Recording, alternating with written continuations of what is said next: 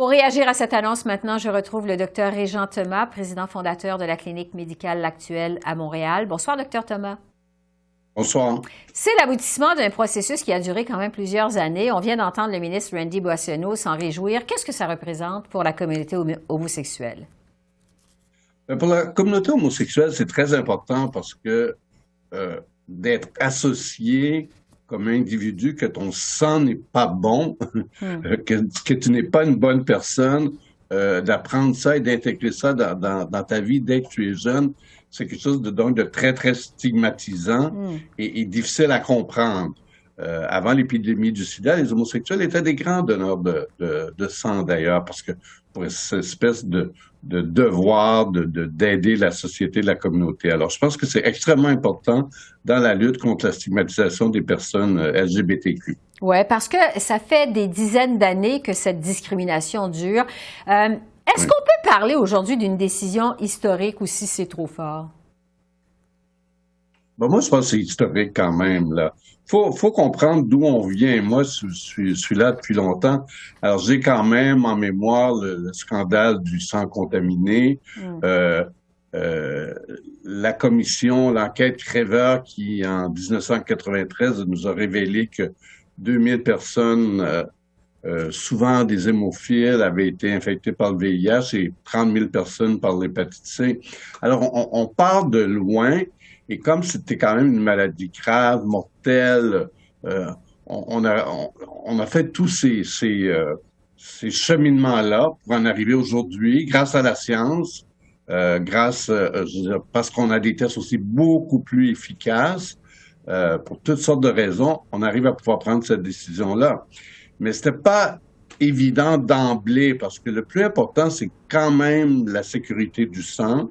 Et comme je parle du scandale du sang contaminé, on n'aurait surtout pas voulu revivre ça.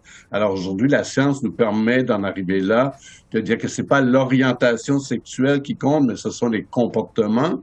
D'ailleurs, au Canada, c'est à peu près 50% des gens qui sont des hommes homosexuels qui sont infectés par le VIH. Donc, il y a 50% des gens non homosexuels qui ont le VIH. Et souvent, les homosexuels sont plus au fait de leur état sérologique du VIH que la population non homosexuelle. Oui, parce que plusieurs s'étonnent que cette annonce survienne en 2022. Est-ce que c'est une décision qui aurait dû être prise il y a déjà plusieurs années quand même? C'est-à-dire que ça s'est fait quand même progressivement.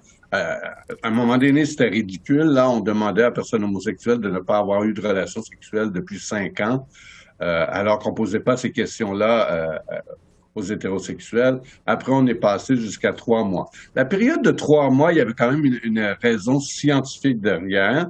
C'est que quand on fait un test du VIH, je veux dire, si on a été infecté dans les derniers mois, le test peut donner un faux négatif. Alors, c'est pour ça la question du 3 mois. Maintenant, on a évalué qu'on peut poser les questions différentes. Plusieurs autres pays le font.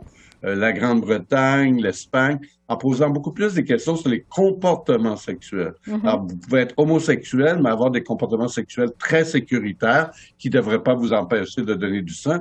Et vous pouvez être hétérosexuel et avoir des comportements pas du tout sécuritaires et vous ne devriez pas donner du sang. Alors, c'est plus intéressant, mais il y a des raisons d'évolution scientifique. Et ça a été tellement un gros scandale. Ça a été tellement difficile pour les gens, toute la période où les hémophiles ont été infectés. Rappelons-nous qu'à l'époque, on recommandait du sang même, et dans certains pays, les donneurs de sang vendaient leur sang. Alors, on est allé chercher des clientèles plus à risque, plus pauvres, avec des problèmes de toxicomanie, souvent même. Ouais. Donc, et ce scandale-là a comme tellement touché aussi tous les scientifiques et toutes les personnes qui en ont été affectées, que je pense que ça a pris peut-être un peu de temps, mais en même temps, on ne voulait pas refaire un scandale du sang contaminé. Oui, parce que ça avait, comme vous le dites, marqué les esprits.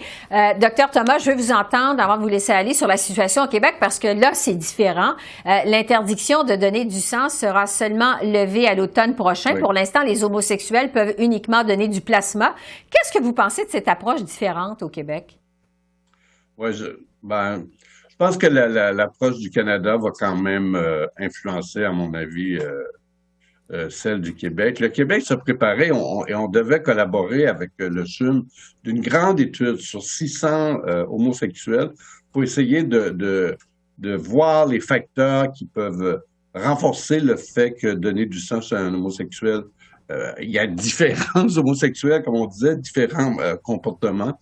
Et on devait faire cette étude-là. Et le gouvernement Emma Québec attendait, je pense, les résultats de cette étude-là. Ils en parlent dans leur communiqué de presse. Ouais. Cela dit, la COVID est arrivée et l'étude aura pas lieu. Alors, je ne sais pas qu'est-ce que Emma Québec va faire. Oui, parce que le premier ministre Trudeau a été interpellé à ce sujet, justement, cet après-midi. Il a dit vouloir, bon, respecter l'indépendance d'Emma Québec qui prend ses propres décisions.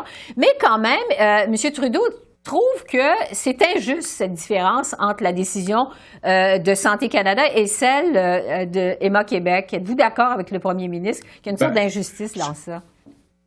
Oui, mais c'est toute la politique des provinces puis du fédéral. On pourrait entrer dans un grand débat. Je pense que ça concerne toute la question des soins.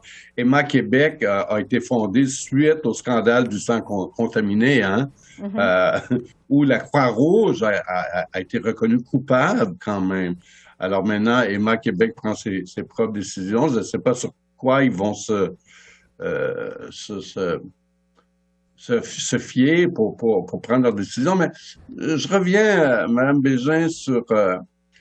on peut comprendre aussi hein, qu'il faut que ce soit bien fait. Il y aurait rien de pire qu'on ferait pas attention et qu'il y aurait un autre scandale. Alors, il faut que ce soit bien fait. Et c'est pour le bénéfice des homosexuels aussi. Il ne faut pas qu'il y ait un scandale d'homosexuels qui auraient donné du sang contaminé. Alors, je pense que Emma Québec, à mon avis, c'est une question qui va se régler très bientôt. Mais c'est intéressant de voir l'évolution de la société, l'évolution de la science. Et c'est très important. Les gens ne comprennent pas. C'est très important au niveau de la stigmatisation des personnes LGBTQ. Ça a un impact énorme au niveau de la santé mentale. Plus on va lutter contre cette stigmatisation-là. Vous savez que le taux de suicide chez les homosexuels est encore très élevé, plus élevé que la moyenne. Donc, tout ce qu'on peut faire pour lutter contre la stigmatisation est important, sans jamais mettre en danger la vie des autres, évidemment. Évidemment. Donc, c'est une bonne nouvelle aujourd'hui, Dr. Régent Thomas. Oui. Merci beaucoup. Merci de votre réaction. Merci, Mme Bégin. Au revoir.